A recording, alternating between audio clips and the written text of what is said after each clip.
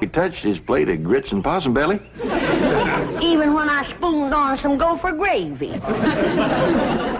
He didn't perk up till after supper, and Pearl started playing and singing.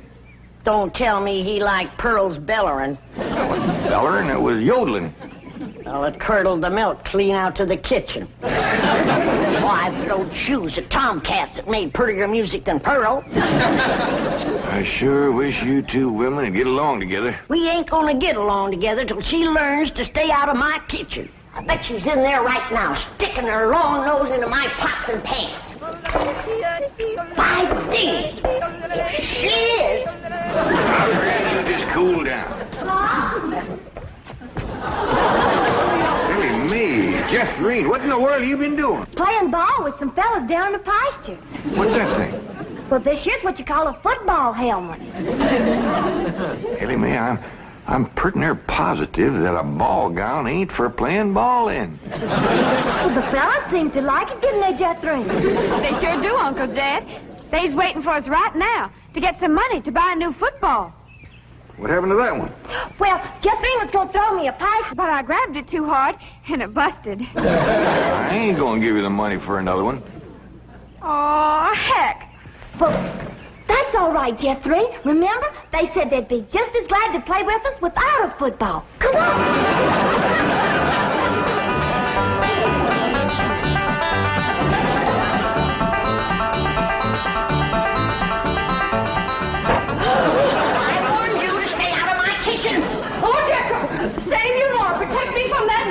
Hold her, Jethro, so I can tackle her. Granny, a thing like that could smart.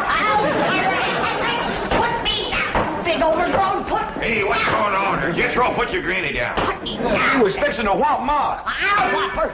Here, Ma, now it's a fair fight. I ain't gonna whomp nobody. Well, then you tell Pearl the next time she sticks her nose in one of my pots, I'm gonna cook it. It is my bounden duty as a mother to supervise the victuals of my growing children.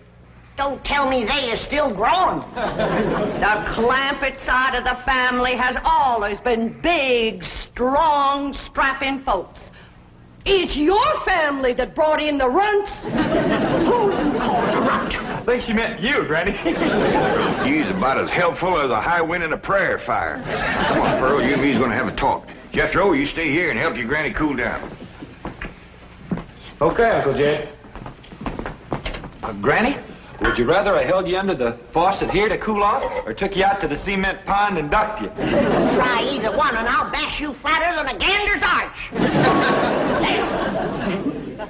Now, Pearl. Cousin Jed, I know just what you're going to say. You're going to say, Pearl, stay out of the kitchen. You're going to say, that's Granny's kitchen, and it's none of your business. You're going to say, stay in your room where you belong. That's what you're going to say, ain't it? Ain't nothing like it at all. What I was going to say was, it seems to me that a handsome widow woman in the prime of life ought not to be hiding herself in the back part of the house, working over steaming pots and pans and dipping her panty playing fingers into soapy water and hoarsening up her beautiful singing voice yelling at Granny. That's what I was going to say. Praise be. Why don't I keep my big mouth shut and just listen? You know, Pearl, you got the gift of making music. And I reckon there ain't nothing these city fellas likes better than that. Really, Jay? Yeah, remember last night Mr. Drysdale was here and you was playing and singing and yodeling for him? Yeah. You brung that poor lonesome man a lot of happiness. Jed, you ain't agreeing in me, are you? I'll give you my word. Remember that song you sung, The Flowers That Bloom in the Spring, tra-la? Yeah. Well, you had Mr. Drysdale believing it was spring. No. Yeah. While you was still singing, he went and flung open the window, stuck his head out, and started taking deep breaths just like he was really smelling them flowers. Reckon you like my yodeling? Pearl, he like to went wild. I reckon them city fellas don't get a chance to hear much yodeling. 'Cause when you throwed your head back and cut loose, it really grabbed a hold of him. It did? He gripped the arms of his chair till his knuckles turned white. Then he commenced to rocking back and forth and moaning like he's under some kind of a spell. And his eyes commenced to circling in his head, and real tears run down his cheeks. Before you got done, he was limp as a dish rag. I had to help him to the door. Uncle Jed, I can't seem to do nothing to cool Granny off. Ain't no need to, Jethro. Your pretty, young, piano-playing Ma has decided not to hide herself away out in the kitchen. That's a good idea, Ma, because Granny, she'd find you and whomp you. Well, we'll see about that. stay out here and practice playing and singing and yodeling. I'll take care of Granny. I wonder if I should have told Uncle Jed that Granny's waiting behind the door with a skillet to whomp the first person that sets foot in her kitchen. Reckon I should have. Jed, I'm sorry. I thought it was Pearl coming in.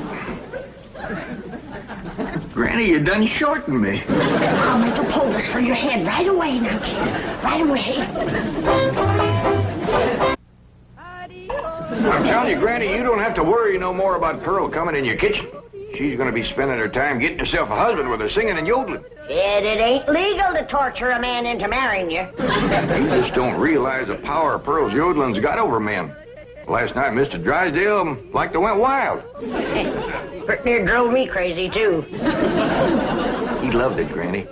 I bet you he's got that yodeling ringing in his ears right now. I can still hear it. An unearthly screeching. Now, Chief, surely it wasn't that bad. Well, I can best describe it as the sound a woman might make if she were having her appendix removed without an anesthetic. Milton, darling. Margaret, I'm so glad to have you back, dear. What a cunning hat, dear. Is it you? Welcome home, Mrs. Drysdale. Thank you. Milburn, I have the most marvelous news. I'm going to a health farm in Arizona. What? Some women were talking about it on the plane. It's terribly chic, quite expensive, and you don't need any willpower. They just force you to be healthy. The doctors are all deliciously mean. But, Margaret, you are healthy. Every doctor in the United States says you're healthy. But, dear, this is different. They reduce you as well. Margaret, if you want to lose weight, just stay home and we'll have dinner at the Clampetts every night. Now, you can't eat the food, but you won't leave hungry. Because Cousin Pearl will yodel your appetite away. But, Milburn, it's so fashionable to go to a health farm. Oh, Margaret, please stay home and run the place for a while. You have plenty of servants. Yes, but we have no one to manage the place. And with both of us away most of the time, the servants are asleep on the job. Well, just hire a good, efficient housekeeper. Oh, yes, just try and find one. Oh, Margaret, please stay home. All right. That's the way you feel. Miss Hathaway. I'll stay home, just as you wish. That's my darling. Yes, Mrs. Drysdale? Telephone the pharmacy and have all my prescriptions refilled. And call my psychiatrist, my neurologist, my internist, and my osteopath and have them come over. Oh, and I'll need nurses around the clock. I just know servant problem's going to bring on a nervous breakdown. All right. Go to the health farm. No. My place is at home. Please go to the health farm. All right. If you're sure that's what you want. Oh, I want it.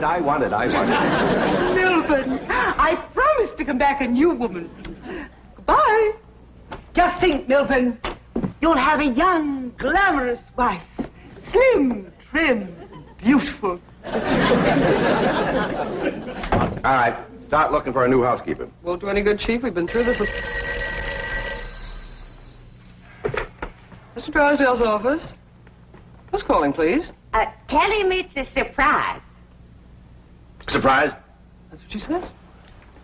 Milburn Drysdale speaking. What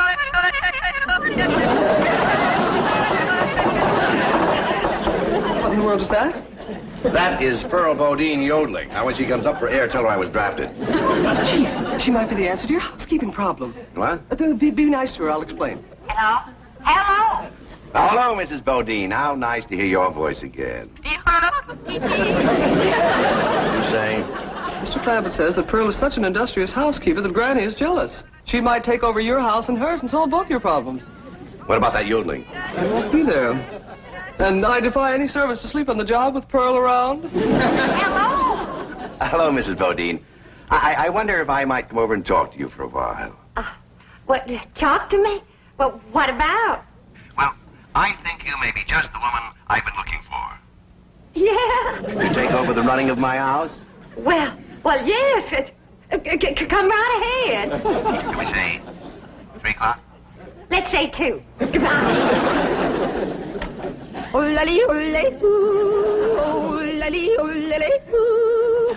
Will you stop that infernal caterwauling of yours? It might be infernal caterwauling to you, but it's pure catnip to me.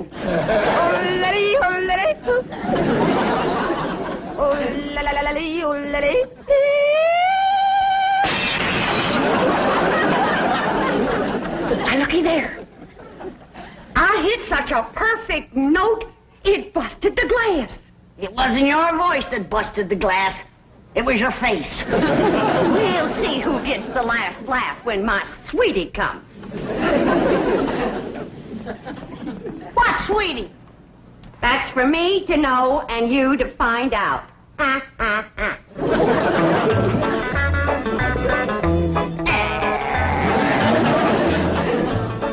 Sure is nice of you to share your soap with Miss Drysdale. Well, with my lye soap, she'll be happy to stay home and do her housework. Granny, most powerful batch of soap that you ever made. Just a breeze blowing it back on me on the way over here has got me crying. I make a big soap to do a big job.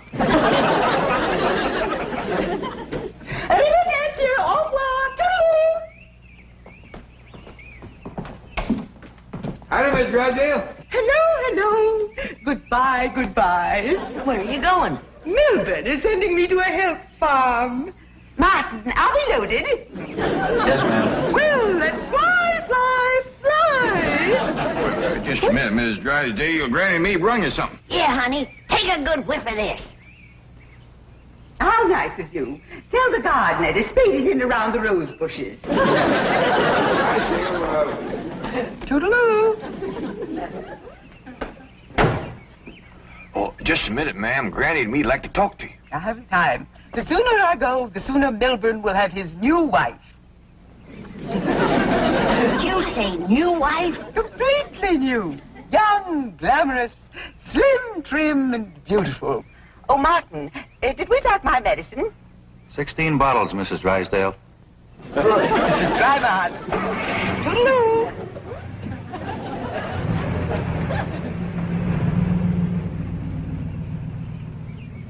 How could a woman be so cheerful about her husband getting a younger wife? You heard her. She's loaded. Yeah, both of them sued to the gills. Who do you reckon is the woman that busted them up? Hard to tell, Granny. There's so many young, beautiful women out here. Yeah, probably one of them glamorous movie stars.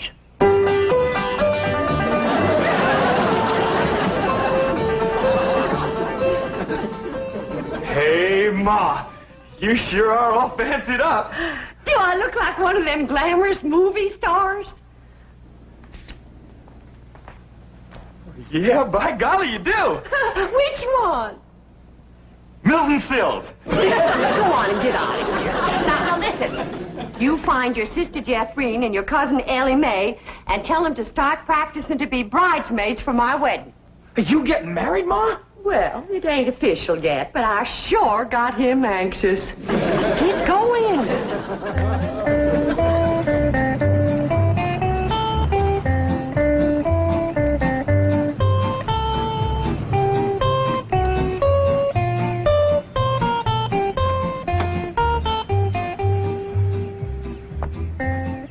Pick me up in about 15 minutes.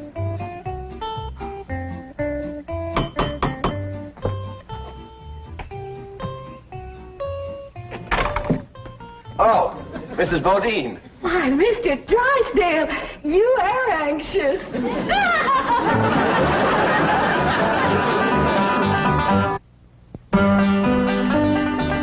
If I'd have had a little more notice, I'd have baked you a sweet potato pie. It's one of my specials. Oh. Won't you sit down? Thank you. Here, I'll take your hat. Yes, sir, I just love to cook, and I love to sew, and I love to keep house. Yes, I've heard you're an exceptional housekeeper. But I ain't one of them fussy ones. No, sir, not me. I say a man's home is his castle, and it is the duty of a woman to make him comfortable. Oh. Here we go. Yes, sir. A man works hard all day, and when he gets home, he has a right to enjoy himself. Take off his shoes and relax and listen to some soothing music to calm his jangled nerves.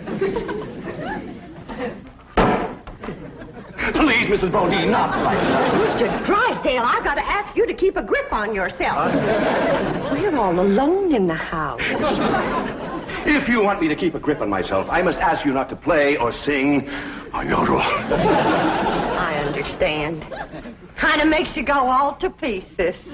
Yes, it does. Well, come on back, and you sit down. Why, Mr. Drysdale, you're perspiring. Why, you got to get relaxed. Well, please. A man can't say what's on his mind unless he's resting easy.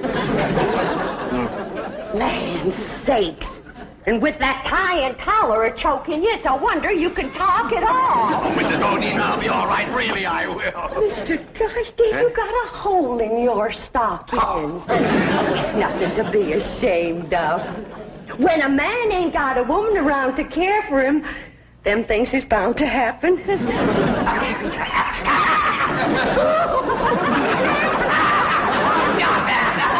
I declare, Mr. Drysdale, you're ticklish.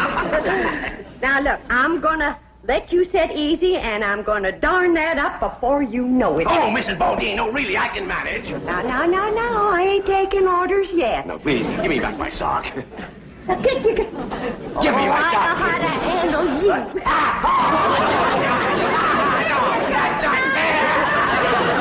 Uncle Jed, Granny, Ma's gonna get married.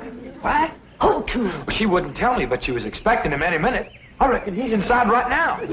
Let's go in and see who it is. Miss Bucky! No,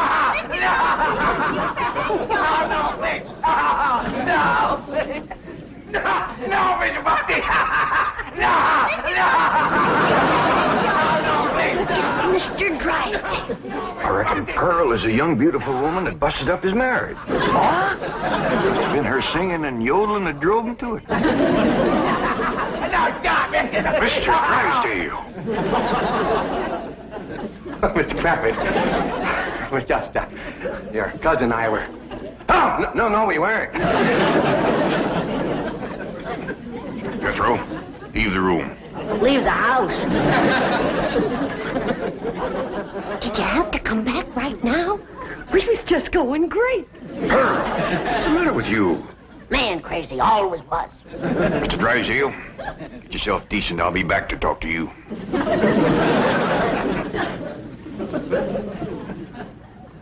Shame on you! You too, Pearl, you homewrecker. I don't know what you're talking about. You told me that Mr. Drysdale was crazy about my yodeling, so I called him at the bank, and I yodeled, and he come a-running over here to see me. You done yodeled your way twixt Mr. Drysdale and his wife? Wife, I didn't know he had a wife. Well, he has. The sweetest, kindest, nicest, drunkenest woman you ever saw. You done sent her to the farm. Put her out to pasture so he can marry you. You seen her leave? Oh, she knows about you, Pearl. Said her husband was going to get a new wife. Young, glamorous, slim, beautiful. Jed, that can't be Pearl. You're forgetting what a powerful spell her voice throws on a man. Now, Pearl, I'm going back in there and try to talk some sense to Mr. Drysdale. Whatever you do, don't yodel.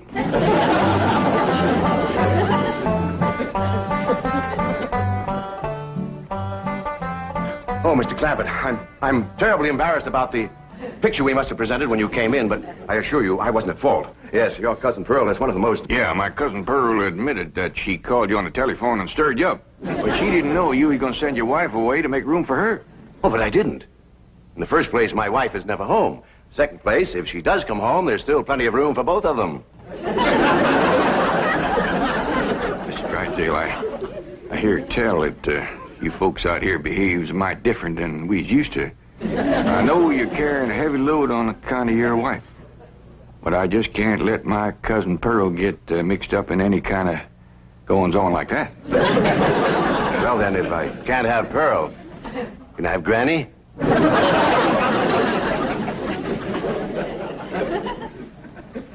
Lord love you, you're a desperate man. What are they saying? How can I hear when you keep pestering me? Oh! Jed told you not to yodel. I was screaming. Tell the difference. What in the world happened to you? We was playing football with some boys. Yeah, and they sure was dumb. Jethrine was a-toting the ball, and they kept a-tackling me. Go get cleaned up, both of you. Jethro says you want us to be bridesmaids at your wedding. Yeah, who you marrying, Aunt Pearl? What's his name, Ma? Puddin' and Tame. Ask me again and I'll tell you the same. Now, get upstairs. That's a funny name, Puddin' and Tame. Oh, Ma don't care. She once said she'd marry Humpty Dumpty. Well, I like Jethrine Tame better than Jethrine Dumpty. Yeah, go down there. That poor man in there is so sick of his drinking wife, he is wanting to marry either one of you two. Last one in is an old maid. Ready? We's trying to save the marriage, not bust it up, and I think I got an idea that'll do it. Now, I want you two to wait in the kitchen, and when I bring Mr. Drysdale in, I want the two of you. Yes, sir, Mr. Drysdale. We've both been fine, hard-working, good-cooking, housekeeping women is in the kitchen there. All you have to do is go in there and take your pick. Oh, this is marvelous of you. Nobody knows. Oh, no. And they took the pledge.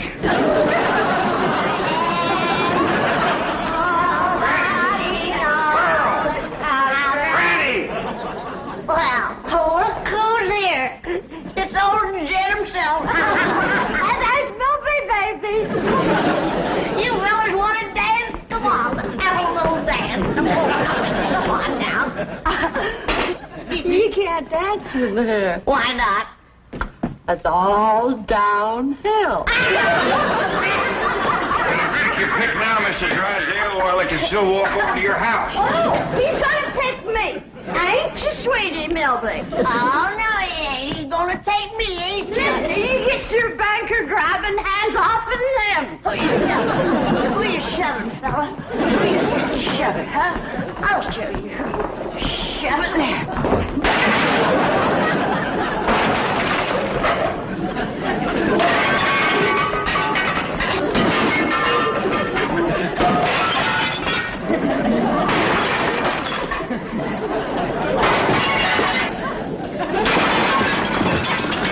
How about taking both of them, Mr. Drysdale? No, thanks. You done it, girl. Bless you both. Pearl, you were just great. So was you, Granny, darling. Together, you saved that man's home and you saved his marriage. Now, don't it give you a good feeling? Yeah. Well, I'm kind of winded. I think I'll go upstairs and rest. Call me when lunch is ready, Granny. Oh, now, just a minute, Pearl, honey. We got a lot of mess to clean up here. Granny, darling, you give me strict orders to stay out of your kitchen. Remember? Why, you low down, no good. Here we go again.